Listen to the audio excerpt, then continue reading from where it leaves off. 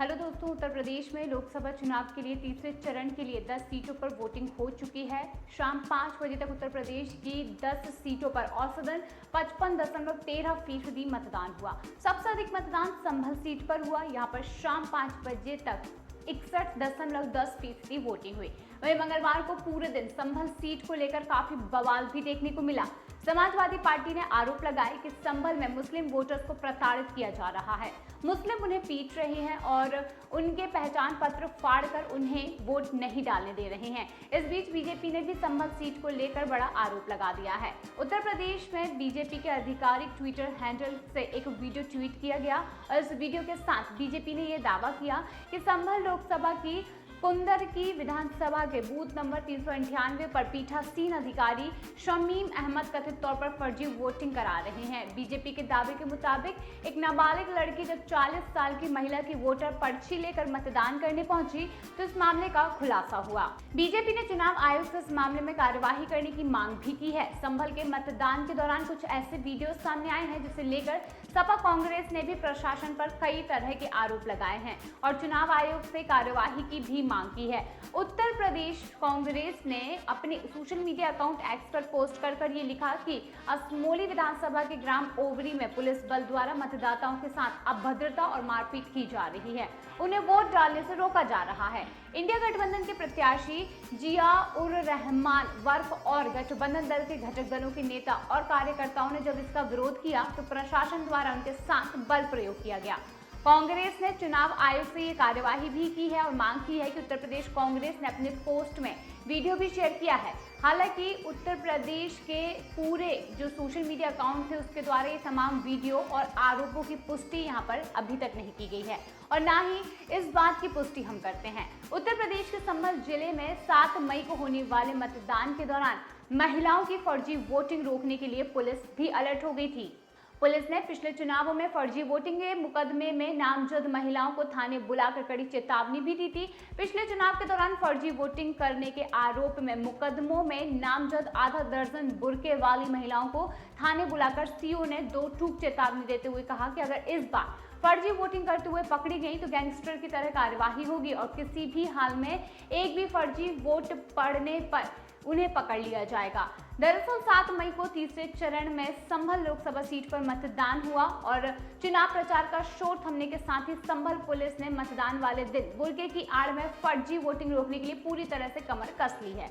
यही कारण है कि पिछले चुनाव के दौरान भी मतदान केंद्रों पर फर्जी वोटिंग करने के आरोप में मुकदमों में नामजद महिलाओं पर एक बार फिर से संभल पुलिस की रडार शुरू कर दी गई है। मतदान से पहले ही उन महिलाओं पर संभल पुलिस की अब पैनी नजर है। संभल सदर कोतवाली पुलिस ने पिछले चुनाव के दर्ज मुकदमे में नाम दर्ज आधा दर्जन महिलाओं को थाने बुलाकर फर्जी वोटिंग न करने की नसीहत दी है। बताते चले कि यहाँ पर सीओ अनुज चौधरी ने थाने में ही मुस्लिम महिलाओं को सामने बैठाकर 2 टूक कड़ी चेतावनी भी दी। सीओ ने महिलाओं से ये कहा कि आप लोगों के द्वारा पिछले चुनाव के दौरान जिन प्रत्याशियों के लिए फर्जी वोट डाला गया था, आज वह प्रत्याशी आपको पूछने वाले नहीं है और आप लोग मुकदमेबाजी में भी अपना पैसा ही खर्च कर रहे हैं, तो आप लोग उनके लिए रिस्क लेकर क्यों फर्जी वोट डाल रहे हैं। इस बार आपको बिल्कुल साफ साफ बताया गया है कि अगर आप लोगों के द्वारा फर्जी वोटिंग का काम दोबारा किया गया तो इस बार हम लोग बेहद सख्त कार्यवाही करेंगे और आप लोगों के दौरान गैंग बनाकर फर्जी वोटिंग करने की वजह से आप लोगों के खिलाफ गैंगस्टर की कार्यवाही भी की जाएगी, क्योंकि इस बार संभल पुलिस का संकल्प है कि हम एक भी फर्जी वोट नहीं पड़ने देंगे। सीओ अनुज चौधरी ने कहा कि 7 तारीख को मतदान हुआ है तो जिसकी वजह से सभी लोगों को वोट डालने के लिए आप अपील कर सकते हैं, लेकिन इस तरीके की फर्जीवाड़े के लिए आप किसी को नहीं बोल सकते। आप जैसे कि जानते ही हैं 7 तारीख को उत्तर प्रदेश की सीटों पर चुनाव हुआ जो कि काफी सही तरीके से हुआ, लेकिन संभल में इस तरीके के फर्जीवाड़े का शोर सुनने को मिला। आप देख सकते हैं एक वीडियो जो मैंने शेयर किया है, उस वीडियो में क्लियरली दिख रहा है कि किस तरीके से एक बच्ची 8वीं कक्षा में में पढ़ने वाली एक बच्ची 40 साल की एक महिला का वोटर आईडी लेकर वोट डालने पहुंच जाती है और उसके साथ ही जब उसे पकड़ा जाता है तो वहां पर पूरा खुलासा होता है कि किस तरीके से मुस्लिम लोग एक एक करके फर्जी आधार कार्ड बनवा कर बच्चों से भी वोट डलवा रहे हैं, फर्जी वोट यहां पर डाले जा रहे हैं। इस तरीके का जो मामला है ये संभल से सामने आया है। वहीं इसके साथ ही इस तरीके के और भी मामले हैं जो उत्तर प्रदेश से सामने आते रहते थे, जिसे लेकर कई तरीके से पुलिस ने अपनी जो एक कमान थी वो संभाल कर रखी। बताते चलें कि इस दौरान 19 लोगों के खिलाफ कोर्ट में चार्जशीट दाखिल की गई थी और इन लोगों के पास से वोटिंग वाले दिन आधार कार्ड, मोबाइल फोन और फर्जी आईडी भी मिली थी। जागरूकता और चेतावनी देने के लिए लिहाज से इन लोगों को थाने भी बुलाया गया था और इन लोगों को स्पष्ट तौर पर ये बताया गया कि अगर ये लोग इस बार भी फर्जी वोटिंग करेंगे तो कड़ी कार्यवाही की जाएगी और उन्हें नहीं बख्शा जाएगा। इस दौरान इस तरीके के जो मुस्लिम गिरोह थे वो कई तरीके से पकड़ाए गए, क्योंकि कई बार ऐसा देखने को मिलता है कि कई लोग गिरोह बनाकर नकली वोटिंग करने पहुंच जाते हैं, लेकिन यहाँ पर मुसलमानों ने एक गिरोह तैयार किया जहां पर एक बच्ची का नकली वोटर आईडी बनाया और उससे वोटिंग के लिए भेज दिया गया।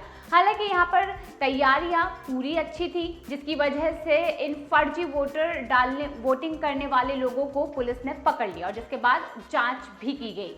हालांकि इलेक्शन एक त्यौहार की तरह है तो जिसे पूरी ईमानदारी के साथ अपने मत का उपयोग करना चाहिए। इस तरीके से फर्जी वोट डालकर या फिर फर्जी तरीके से इलेक्शन में शामिल होकर किसी को कभी भी कुछ नहीं मिल सकता। इसीलिए इलेक्शन का इस्तेमाल सही तरीके से करना चाहिए और बाकी की जो इलेक्शन बचे हुए हैं उन्हें भी आप सही तरीके से इस्तेमाल कर अपने वोट का इस्तेमाल जरूर करें।